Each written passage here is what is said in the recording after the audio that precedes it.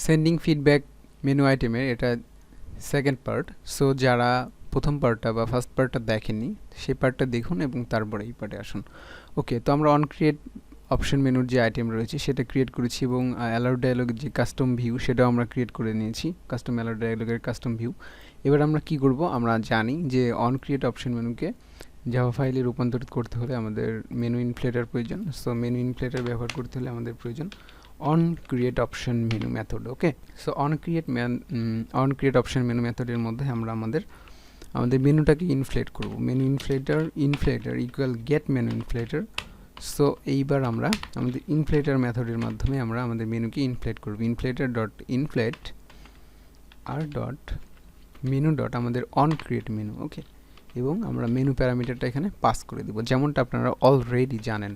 এবং on create option মেনুর পরে আমাদের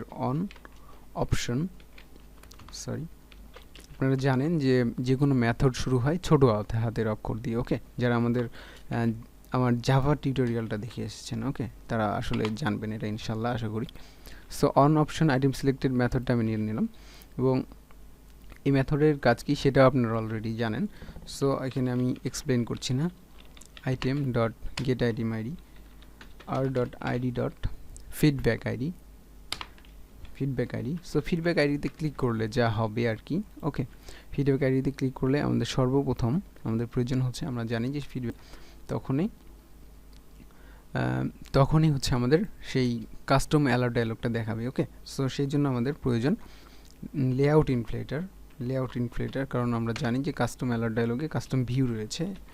layout inflater equal get layout inflater, এবং কারণ কাস্টম ভিউকে গেট লেআউট ইনফ্লেটার হবে, গেট লেআউট ইনফ্লেটার।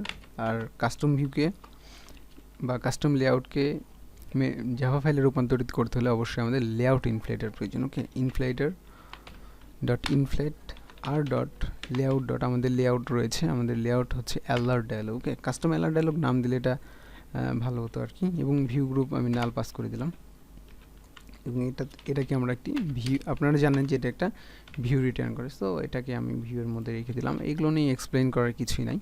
এবং আমরা জানি যে আমাদের অ্যালার্ট ডায়ালগে দুইটি টেক্সট ভিউ রয়েছিল এবং দুইটি টেক্সট ভিউ ছিল এবং দুইটি বাটন রয়েছিল। সো বাটনগুলোকে আমি প্রথমে ফাইন্ড করে নিই, এডিট টেক্সটগুলোকে। সো এডিট ভিউ দ্বারা ফাইন্ড করতে হয়, এটাও আপনারা অলরেডি জানেন।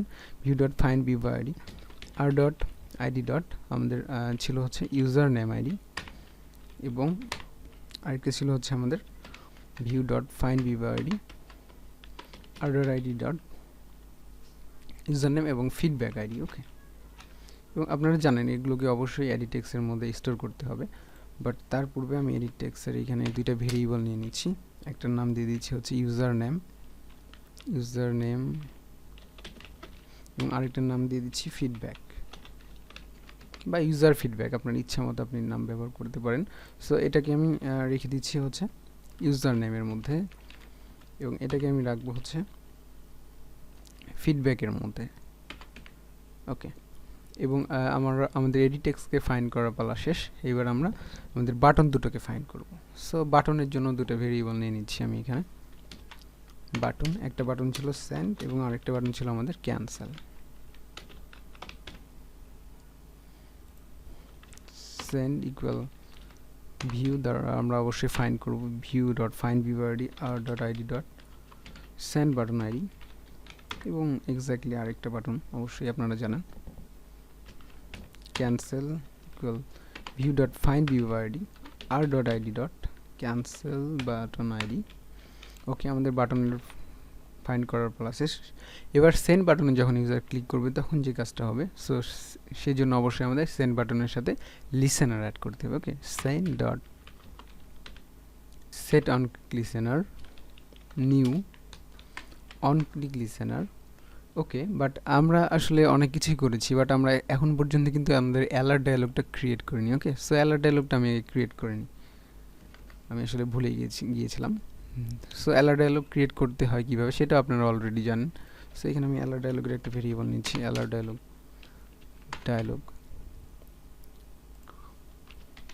ডায়ালগের একটা অবজেক্ট ক্রিয়েট করে নিচ্ছি, নিউ অ্যালার্ট ডায়ালগ ডট বুইল্ডার। এবার আমরা এখানে আমাদের যেই অ্যাক্টিভিটিতে আছি সেই অ্যাক্টিভিটির নাম আপনি পাস করবেন, অর্থাৎ কনটেক্সট পাস করবেন আর কি। দিস, এবং এটা কি অবশ্যই এটার সাথে কি করতে হবে আপনারা জানেন যে একটি কাস্টম ভিউ অ্যাড করতে হবে, অর্থাৎ সেট ভিউ, এবং যে ভিউটা আমরা ক্রিয়েট করেছি সেটা ভিউয়ের মধ্যে আছে এবং এটাকে ক্রিয়েট করতে হবে। ওকে, এবং ডায়ালগের সাথে অবশ্যই ডায়ালগটাকে অবশ্যই কী করতে হবে, শো করতে হবে, তাছাড়া এটা কিন্তু শো করবে না। সো আমরা আবার ফিরে আসি, আমরা যতটুকু কাজ করেছিলাম বাটনের সাথে আমরা লিসেনার অ্যাড করেছি। এবার বাটনের সাথে লিসেনার সেন্ড বাটন যখন ক্লিক করবে তখন আমরা চাই ইউজার যেই এডিট টেক্সটের যে ডেটাগুলো দিয়েছিল অর্থাৎ নেম এবং ফিডব্যাক, সেইগুলোকে আমরা এখানে নিয়ে নেব। সেগুলোকে আমরা স্টোর করে রাখার জন্য স্ট্রিং ভেরিয়েবল নিচ্ছি দুইটা, একটা নাম দিচ্ছি হচ্ছে নেম, এবং এটা আমরা জানি যে নেমটা আছে সেটা ইউজার নেম এডিট টেক্সটের মধ্যে রয়েছে, এবং সেখান থেকে আমরা আমাদের স্ট্রিংটাকে গেট করব। ওকে, ইউজারের ডেটাটাকে গেট করব, ইউজার নেম ডট স্ট্রিং না, আসলে ইউজার যে ডেটাটা দিয়েছে সেটাকে আমরা গেট করব ইউজার নেম এডিট টেক্সটের মধ্যে থেকে। Okay, user name dot get text dot to string, অর্থাৎ ইউজার যে স্ট্রিংটা দিয়েছে, ইউজার যে ডেটাটা দিয়েছে সেটাকে আমরা স্ট্রিংয়ে কনভার্ট করে নিলাম। এবার আমরা আমাদের আরেকটি দুইটা আমাদের অবশ্যই এডিট টেক্সট ছিল, আরেকটির নাম ছিল আমরা দিয়েছিলাম ফিডব্যাক। সো ফিডব্যাক থেকে আমরা আরেকটা নিব, ডেটা নিব, সেটাকে আমি টেক্সট নামক ভেরিয়েবলের মধ্যে রাখবো, feedback dot get text dot to string. Okay, user যে ডেটাগুলো দিয়েছিল সেগুলো আমরা অলরেডি গেট করে নিয়েছি।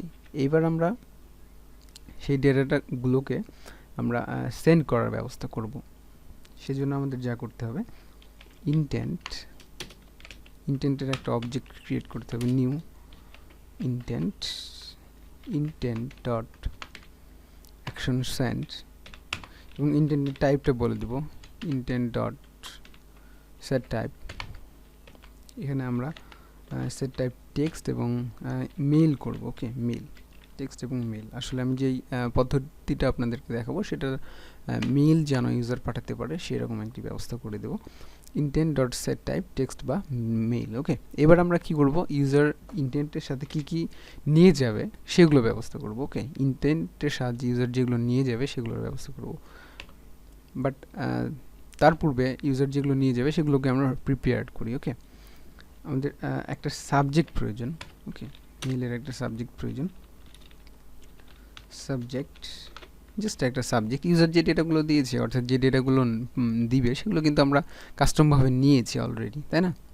সো জাস্ট সাবজেক্টটা আমরা কাস্টম দিব, সাবজেক্ট হচ্ছে সেন্ড, আমি দিয়ে দিচ্ছি হচ্ছে feedback from my good app. Okay, আপনার অ্যাপের নাম ইউজ করতে পারেন, আমি এখানে জাস্ট দিলাম যে feedback from my good app, এবং সাবজেক্ট এটা দিলাম। এবার ইউজার যেই ডেটাগুলো ইন্টেন্ট করে নিয়ে যাবে সেই ডেটাগুলো আমরা এবার সেই ডেটাগুলো নিয়ে এবার কাজ করব। সো সর্বপ্রথম আমরা ইন্টেন্টের সাথে পুট এক্সট্রা করব, ইন্টেন্ট ডট পুট এক্সট্রা। ওকে, অর্থাৎ ইউজার যে ডেটাগুলো দিবে সেগুলো আমরা নিয়ে যাচ্ছি ইন্টেন্টের মাধ্যমে, intent dot put extra, intent dot extra mail. Okay, সর্বপ্রথম মেইলটা দিব আমরা। এখানে আমরা একটা স্ট্রিং অ্যারে ক্রিয়েট করব। ওকে, বা নিব স্ট্রিং অ্যারে নিলাম। এখানে ইমেল অ্যাড্রেস ইউজ করতে হবে, যেহেতু আমরা ইউজ করেছি এক্সট্রা মেইল। সো এখানে সেই ইমেল অ্যাড্রেসই আপনি ব্যবহার করবেন যেখানে আপনি ইউজারের ফিডব্যাকটা রিসিভ করতে চান। ওকে, তো আপনি দিতে পারেন এখানে ডেভেলপারের ইমেল অ্যাড্রেস, বা যেই কোম্পানি আপনাকে দিয়ে অ্যাপটা ডেভেলপ করিয়ে নিয়েছে সেই কোম্পানির ইমেল অ্যাড্রেস। ওকে, সো আমি এখানে আমার ইমেল অ্যাড্রেসটা দিতে চাই, আমি চাই যে যেই অ্যাপটা ইউজ করবে সেই ফিডব্যাক দিবে আমার ইমেল অ্যাড্রেসে। ওকে, সো আপনি এখানে ইচ্ছা করলে মাল্টিপল ইমেল অ্যাড্রেস ইউজ করতে পারবেন, কারণ আমরা ইউজ করেছি স্ট্রিং অ্যারে। ওকে, সো এখানে কমা দিয়ে আপনি মাল্টিপল ইমেল অ্যাড্রেস ইউজ করতে পারেন, অর্থাৎ দেখা যাচ্ছে আপনারা 4-5 জন মিলে অ্যাপটা ডেভেলপ করেছেন, ফ্রেন্ডরা মিলে, বা কোনো কারোর সাথে, বা ওয়ার্ল্ড ওয়াইড কোনো কোম্পানির সাথে যুক্ত হয়ে আপনি অ্যাপটা ডেভেলপ করেছেন। সো সবার কাছে আসলে মেইলটা পাঠাতে চাইলে আপনি এখানে কমা দিয়ে মাল্টিপল ইমেল অ্যাড্রেস এখানে বসাতে পারেন। আশা করি বুঝতে পেরেছেন। অর্থাৎ মাল্টিপল ইমেল যদি নিতে চান আপনি ইউজার থেকে, দেখা যাচ্ছে ইউজার একটা জায়গায় মেইল দিয়েছে, আপনি আপনার যেই ডেভেলপ করেছে তার কাছে মেইলটা পাঠাতে চান, এবং যেই কোম্পানির অ্যাপটা বানিয়ে নিয়েছে সেই কোম্পানির জিমেল অ্যাড্রেস এখানে অ্যাড করতে পারেন, বা মেইল অ্যাড্রেস অ্যাড করতে পারেন। এবং আমি ইন্টেন্টের সাথে পুট এক্সট্রা করবো আরও কিছু। পুট এক্সট্রা মানে আমি আগেই বলেছি যে ইউজার যে ডেটাগুলো ইন্টেন্ট করে নিয়ে যাবে। Okay, so intent dot put extra, intent dot extra text নিয়ে যাবে user. Okay, extra text, but তার পূর্বে আমাদের যে সাবজেক্টটা দিয়েছিলাম সেটা আগে দিব, এক্সট্রা সাবজেক্ট, এবং এখানে সাবজেক্টটা পাস করে দেব। এবং ইউজার আরও কিছু নিয়ে যাবে, সেটা হচ্ছে সব থেকে গুরুত্বপূর্ণ যেই ডেটাগুলো নিয়ে যাবে সেটা হচ্ছে ইউজার যে ডেটাগুলো দিয়েছিল। Intent dot put extra, intent dot extra text. Okay, এবং এক্সট্রা টেক্সটে কী দিব আমরা, ইউজার যে ইউজার নেমটা দিয়েছে সেটা দিব, এবং আরেকটা কী দিব, ইউজার যে ফিডব্যাকটা দিয়েছে সেটা। সো সেইটার করার জন্য এখানে আপনি জাস্ট আমি দিয়ে দিচ্ছি ইউজার নেম বা নেম, আপনার ইচ্ছা মতো নেম, এবং এখানে নেম ভেরিয়েবলটা পাস করে দিব অবশ্যই, এবং একটা নিউ লাইন দিলে ভালো হয়, তাহলে আসলে মেইলটা ভালো মতো বোঝা যাবে আর কি। এবং এইখানে আমি একটি নিউ লাইন ক্রিয়েট করে দিচ্ছি, এবং আমি ইউজার মেসেজ বলে দিচ্ছি, ইউজার ফিডব্যাক,